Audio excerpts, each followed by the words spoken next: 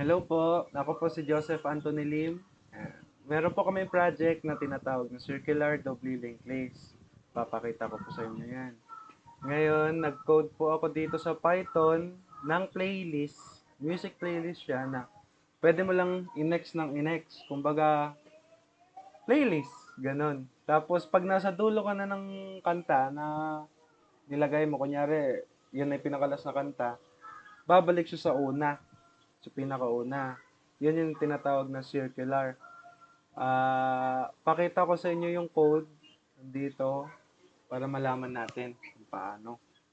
Ito, sa unang code, gumawa ko ng node na nandito yung title at saka artist. Yan, at pwede natin siya mamayang i-next at i-previous. Makikita natin to mamaya. Ayan o, title, artist. Pwede mo rin siyang i-next at i-previous. Ito yung playlist na papakita dun sa current na pinapatugtog, kumbaga. Tapos, dito naman sa function ng add song, dito lahat magko-connect-connect lahat yan. Kunyari, maglalagay ka ng bagong kanta, dito magdudugtong-dugtong lahat. Kung saan yung kung saan yung current na yan, pupunta siya sa new song na ilalagay natin. Kumbaga, magdudugtong-dugtong talaga. Dito rin, parehas rin lang po dyan. Pagdudugtong-dugtongin natin. Ngayon, meron din isang function na next song. Ito yon, yung pwede mo siyang i-next at previous. Ayan, oh. Yung current natin na song, pwede natin i-next. Mapupunta doon sa nilagay nating kanta ulit. Ito rin, parehas din sa previous. Kumbaga, nasa una ka, mapupunta siya sa last. Ganon. Ito yung function natin na yun. Yan yun. Ngayon, itong isa pa, display current song. Ito yung magdi-display ng kanta na tumutugtog kumbaga sa code natin. Ito na yon. Kung makikita nyo, display current song. Ito, now playing. Ito, current title. Tapos yung artist. Ang una yung title at saka yung artist. Makikita nyo mamaya. Tapos, ito naman, isa ulit, display, playlist. Ito yung kunyari, gumawa ka na ng 5 kanta, nilagay natin dito, ito yon 4. May choice kasi ako nilagay na pwede nating makita lahat ng kanta na yon. Ngayon, ito yon dito mangyayari. Yan. Kung sakaling empty, wala palang playlist, magpapakitang empty.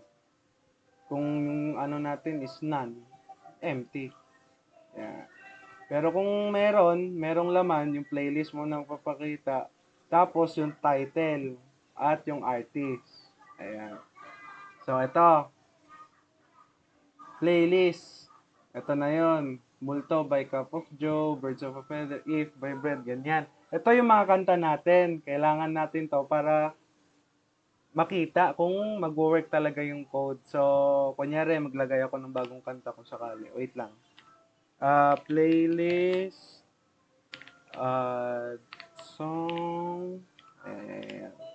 Tapos, wala akong maisip na kanta, sabihin na lang natin ballpen. Tapos, ayan, ballpen. By Clarence, sabihin natin. Ito. Nag-automatic na siya. Diba? Yan yung title natin. Ito yung artist natin, si Clarence. Dahil nga dun sa kinode natin sa taas. Ngayon, dito, ito yung mga choices. Ayan o.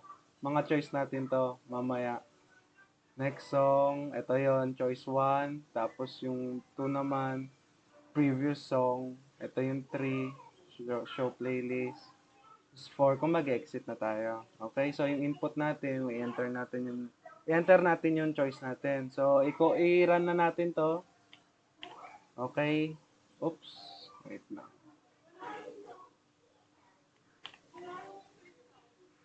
Wait lang. Current file. Sorry. Ito. So, ayan na nga. Ito na yung natin. Dali, pakita ko sa inyo. Ito. Music playlist player natin. Ang unang kumakanta, I mean, unang kanta natin is Multo nga. So, choose an option. Sabihin natin, next song. Ayan, lumabas. Birds of a Feather. Previous nga natin. Number 2, Multo ulit. Tapos, isa pang previous, yung ballpen. Ayan, yung ballpen by Clarence, kung makikita nyo dito. At saka, isa pa, para yung kanta As It Was by Harry Styles.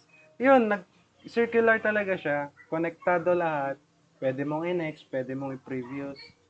Tapos, etong 3, nakita natin lahat ng kanta natin na nilagay.